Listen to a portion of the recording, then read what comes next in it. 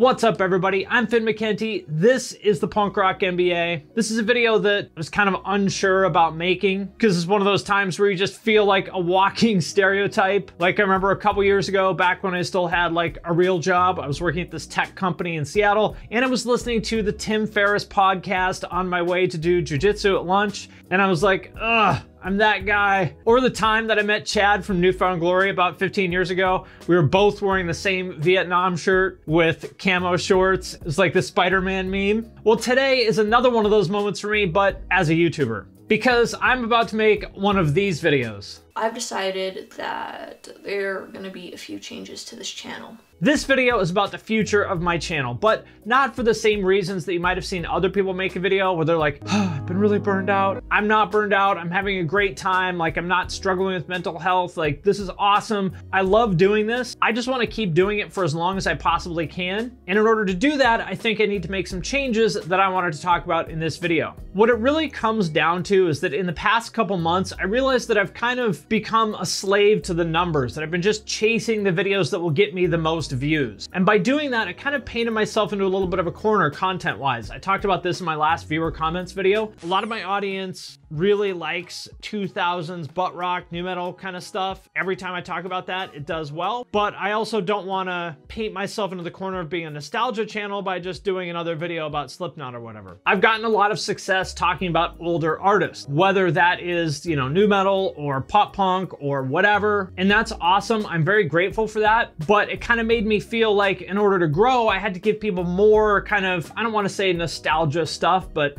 more stuff about legacy bands in the guitar music world, which is really never what I intended to do with the channel. I do enjoy talking about that stuff, don't get me wrong. I mean, I think from watching my videos, that should be obvious. I wouldn't be able to talk about them in the way that I do if I didn't enjoy it. But ever since I started making content back when I was like 14, I was making zines in my mom's basement. The thing that I've always really enjoyed doing is shining a spotlight on things that are new and interesting and aren't getting enough attention. For example, like all the emo rap stuff that I talk about. The point is, I never wanted this to be just like a Wikipedia nostalgia channel. And I also don't want to do tea or drama or gossip, which would definitely be popular, but I'm just not into that. Like, I'm too old to be doing that shit. For example, like maybe you've seen the YouTuber Trap Lore Ross. He basically does the combination of those two things. Like, he'll do a video like the embarrassing rise and fall of this or that rapper. You may have heard him more commonly referred to as trash, garbage, smoke fart, or simply the worst rapper of all time. Number one, I think that's shitty. I want to help my audience be successful at whatever they're doing, not tear down other people or gloat in their failure. I think that sucks. I'm not gonna like change my content overnight at all. I'm not gonna stop doing any of the stuff that I do. I will always continue doing that, I think. I'm just gonna do some other stuff in addition to that. Some of it's probably gonna work, some of it won't, but that's okay. I need to challenge myself to take risks, to like do new things instead of just like hiding in the safety of this comfort zone of,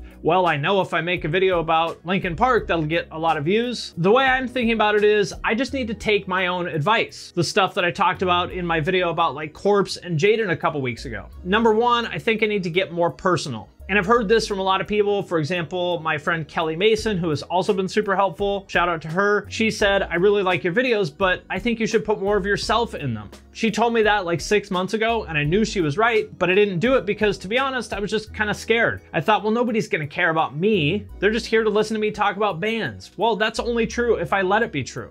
Like I said in that video about Corpse and Jaden, people want to connect with other individual humans. That's why solo artists work better now than bands in a lot of ways. And I need to look at it the same way. I am a solo artist. I've started doing that already, for example, with this video, but also, if you noticed, I changed my profile picture. Before it was like the logo for the channel that I made, but I changed that to a picture of me. I also changed my channel banner from the same thing. Before it said like inspiration and information for the DIY community, I think, which I think is a reasonably good tagline, but it's not personal. Like that doesn't feel like me, right? That almost feels more like a company or a brand, not an individual. And like I said in that video, like I've said a million times, people want to connect with other individuals. And then the subhead there, music and alternative culture. I also specifically chose a picture that doesn't look very like metal or even very rock. I'm wearing that Triggs hoodie because I never wanted this to be like a metal channel per se, even though it says like the punk rock MBA in it. A lot of people are like, why do you talk about this rap shit? You're a metal channel. Like, well, it's not a metal channel. And then the subhead, music and alternative culture, again, sets the expectation about what I'm going to talk about. For example, like I did the video about Hot Topic, about pop punk fashion and new metal fashion. I'm going to do a video soon about like pop punk in 2000s teen movies. I want to do a video about like Rock of Love, that VH1 reality show.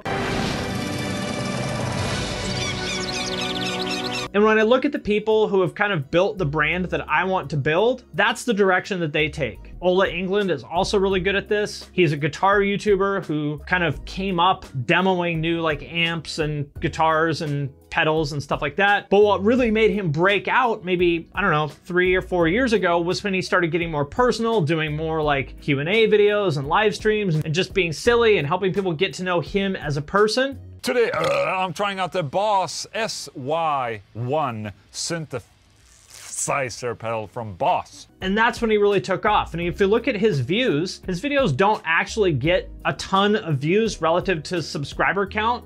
But that's okay because again, what he's done is build a brand for himself. He has a super loyal audience that loves him. And personally, I would rather have 50,000 people that watch every video that are like really engaged, loyal viewers than have twice as many viewers on the back of videos that are like bullshit, drama, gossip, clickbait. Another person that I'm super inspired by is PsychIRL. She had a video, which I highly suggest watching. There's a link to that in the description called Why Do My Videos Get Inconsistent Views? Her channel is about YouTubers, but it's not like gossip or tea or anything like that. She basically does the same kind of thing that I do for bands, but she does that with YouTubers. This is because I copied her channel years ago when I started doing this. And what she talks about in that video is that every time she'll do a video about Shane Dawson or Jenna Marbles or whatever big YouTuber, that will get 200,000 to 800,000 views. But then when she does some like personal vlog, that'll get like 30,000. And so the video is saying like, this is on purpose. I'm okay with that because I'm not here to get the most views on every video. I'm playing the long game. I want to build a relationship with this audience. And that includes making some of this personal content that may not get as many views as her videos about big YouTubers. So I was like,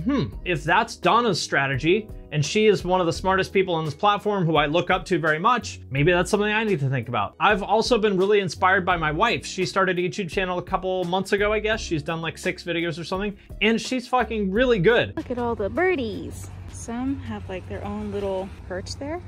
And look, they all like fucking sit there and shit on. Like, they just sit there and like shit down.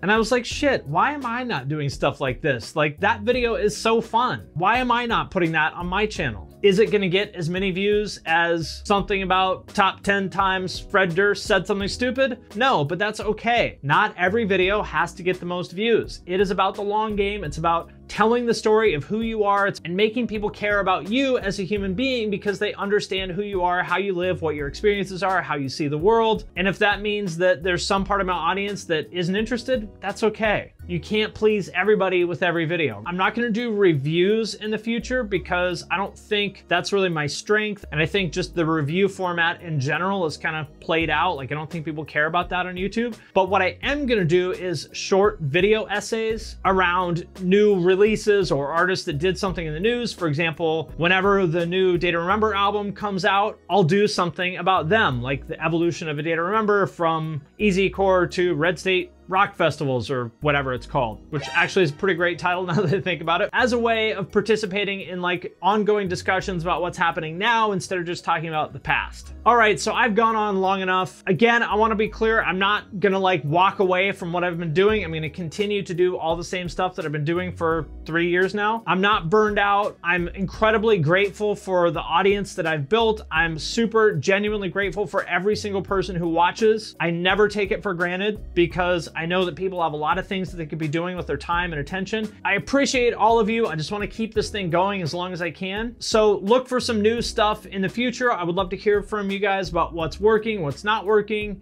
any ideas you have for stuff I could do along the lines of what I talked about. And hopefully you guys can forgive me for being that walking YouTuber stereotype where I made one of these videos. So yeah, that's it for me. Let me know what you think in the comments, and I'm gonna sign off for now, but I will see you next time.